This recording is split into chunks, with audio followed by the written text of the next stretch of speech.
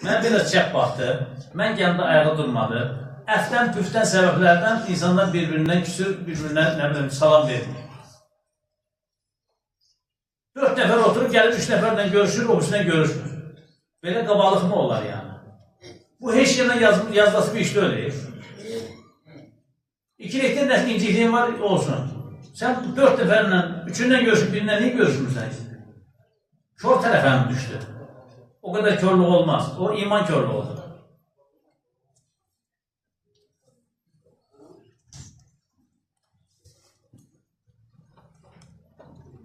Halbuki o müşrikler 3 il boyunca Müslümanları adlık içinde kıvrandırmak suretiyle işkence etmişler. Allah Resulü sallallahu aleyhi ve sellem bunları bile affetti.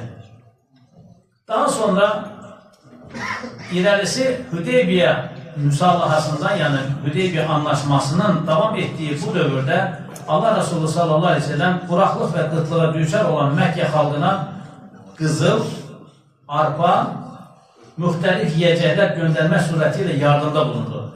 Hele Müslüman olmayan Ebu Süfyan bunların hamısını teslim alıp Kureyşlerin fakirlerine payladı ve Allah kardeşimin oğluna kardeşimin oğlunu xeyirlə mükafatlandırsın. Çünkü o əqrabalı hakkını gözetti diyerek duyduğu memnuniyeti ifade etti. Yani qəhrəmanlıq, yiğitlik, böyüklük düşməninin səni təqdir etməsidir. Yani.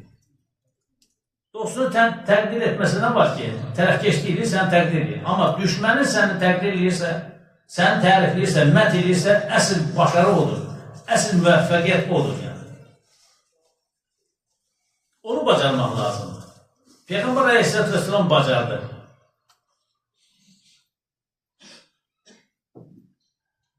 Əqrabalarımızla bağlarımızı korumalıyıq. İnsan ictimai bir varlıqdır. Vahdaniyyət Allah'a məxsusdur. Təklik Allah'a məxsusdur. Dinimiz də ictimailəşməyə böyük qiymət verir. İnfaka da, irşada da, irşada da yaxın çevrədən, ətrafımızdan başlamağı əmr edir. Və ənzir aşirətəl əqrabin. Qohum əqraba oyanır. Müsəlmanın əqrabaları ilə İslam əxlaqını yaşamaq istiqamətində bir bərabərliyi olmalıdır. Həzrəti Mevlana buyurur, iman qardaşın olan insanlara dost ol. Çünkü karvan ne kadar qələbəlik və xalqı çox olarsa, yol kəsənlərin beli o kadar qırılır. Bir ola karvanda 50 nəfər olur, bir de ola ki 500 nəfər olur. Karvan ne kadar qələbəlik olursa, yol kəsənlərin, banditlərin, quldurların beli o kadar çok qırılır. Ona müqavimət göstərən insan daha çok olur.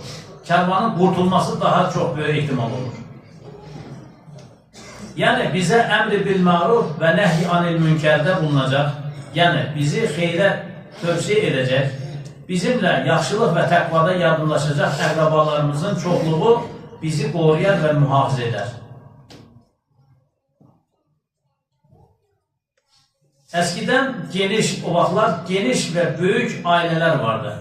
Aile bugün deyildiği kimi çekirdek aileden ibaret değildi. Övladların güzel əxlaq ile tərbiyəsində ananın ve atanın yanı sıra yanaşı babanın, nənənin ve əqrabaların çok mühim rolları olurdu.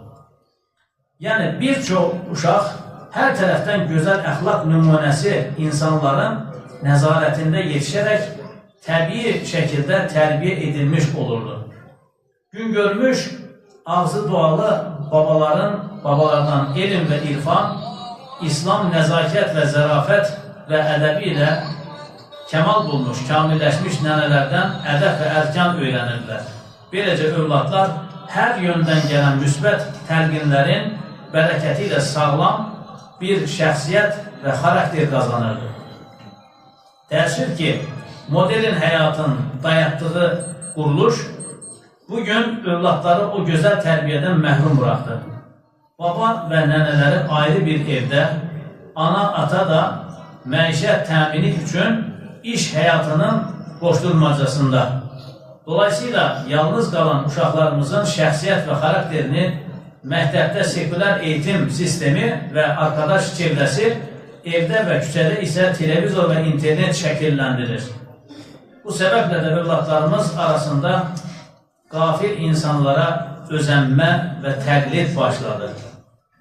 Yəni, futbolçunu, artisti, müğənni təqlid başladı. Bu səbəblə ürəkləri birlikdə çarpan, döyünən əqrabaların bir-birinə daha yaxın hala gəlməsində günümüzdə ayrı bir əhəmiyyət vardır. Əqrabalıq bağlarının qüvvətli və isti tutulmasında xüsusilə qəndillər və bayramlar da fürsət bilinməlidir. Mübarək günlər, bayramlar əqraba ziyarətini, qohum-əqraba ziyarətini fürsət bilməlidir insanlar. Bayramlar tətil günlər deyil, Allahı zikir, şükür, silah-i rahim, qohum-əqraba ziyarəti və ictimai ibadət günləridir. İman qardaşlığının cəmiyyət planında yaşandığı mübarək vaxtlardır. Əqrabalarla münasibətdə də ölçümüz Qur'an və sünnətdir. Yəni.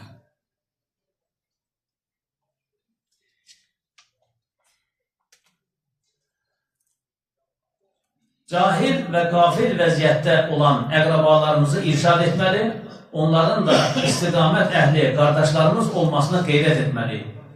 Onların könlünü xoş etmək üçün haram, halal ölçülərini tapdalamamalıyıq. Əşi deyib, yəni əşi nə olacaq deyib, şəriət ölçülərini tapdalamamalıyıq. Onları sevgi ilə haqqın razı olacağı münasibətləri dəvət etməliyik. Ancaq küfür və fucur yolcusu halına gələn, təlqinlərə qulaq tıxayan, hətta ifsad edici davranışlarda bulunan yaxınlarımıza qarşı imani bir tədbir almağımız gərəkir. Çünki din bağı qan bağından öncə gəlir. Peyğəmbərimiz bir-isətdən, yəni Peyğəmbərlikdən öncə əmsi Əbu Ləhəb ilə çox yaxın idi, fəqət Əbu Ləhəbin İslamı rədd edib, onun amansız bir düşmanı halına gəlməsi üzərinə Təbbət surəsi nazil oldu və Cənab-ı Haq layiqinə məhəbbət, müstəhaqqına nifrət əsasına şəxsən Resulullah Əfəndimiz üzərindən təlim elədi. Yəni, qohum əqrəban ola bilər, amma Allaha düşmandırsa, Peyğəmbərə düşmandırsa, o sənin müsəlman hansısa bir qonşundan geridə qalır münasibətdə. Allah dostlarından Abdülhakim Əfəndi deyirdi ki, bir Allah və Peyğəmbər düşməninin bir tək vəsfini belə önə çıxarmaq, məsələn, onun çizməsi gözəldir, yəni ayaqqabısı gözəldir, potiyi gözəldir demək belə imana zərər verir. Filan kəs yaxşıdandır, belə adam namaz yox, niyaz yox, həm də düşmənçiliyi var, nə var, nəsə bir gözəl tərəfini olmaz, tərifləməyəcəksin. İman Allaha, Rəsuluna və iman qardaşlarına məhəbbətdir. Buna qarşılıq Allah və Peyğəmbər düşmənlərinə əsla bənzəməmək, onların zahirən müsbət kimi görünən xüsusiyyətlərini belə əsla mədhüsəna və tərvic etməməkdir, yəni tərifləməməkdir. Filan kəs deyir, yaxşı adamdır. Namaz qılırmıyor, oruç durmuyor. Adamın özünə faydası yox, sən niyə tərif edirsən? Çünki qiyamət günü ilk sual imandan, ikinci sual namazdan olacaq. Adamın imanı yox, namazı yox. Harada yaxşı adam oldu? Adamın özünə faydası yox. Bu duyğular kimdə olar? Vətən məhəbbəti, millət yolunda bezli həyat, xülasa ailə hissi ilə cümlə hissiyat, müqəddəsatı üçün çırpınan ürəkdə olur, içində leş daşıyan sinədən nə xeyir umulur, deyir mərhum Məhməd Akif Ərsoy. Allah Teala bizləri sırat-ı müstəqimdə sabit qədəm eyləsin. Evlatlarımızı gözəl yetişdirib, sədqə-i cariyə olacaq evlatlardan eyləsin. Bu sabah bir ana yaxınlaşdı, bir ananın fəryadı deyək. 4 dənə evladı var, oğlu evləndirə bilmir, yəni son dövrdə bilirsiniz, gənclər evlənməməyə meyillənirlər.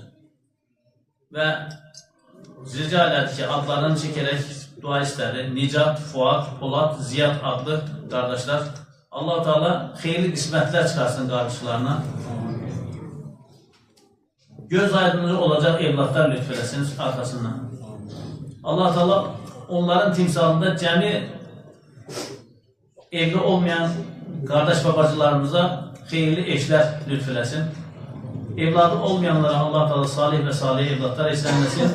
Evi olmayanlara, məskən olmayanlara Allah-u Teala dünya və axirətlərdən faydalı olacaq evlər ihsan eləsin. İşi olmayanlara iş, eşi olmayanlara iş, evladı olmayanlara Allah-u Teala salih və salih evlatlar ihsanləsin. Evladı olanların da Allah-u Teala sayını artırsın və salihlərdən eyləsin. Cemaatımızdan bir qardaşımızın evladını maşın vurub komadadır. Allah-u Teala şifalar ihsan eləsin. Dua istədilər. Rəbbim yaxınlarına, əzizlərinə, valideynlərinə bağışlasın. Allah-u Teala ordumuzu müzəffər, düşmənlərimizi qəhr-i pərişan eyləsin. Dualarımızın qəbulü üçün, Allah rızası üçün Əl-Fatiha.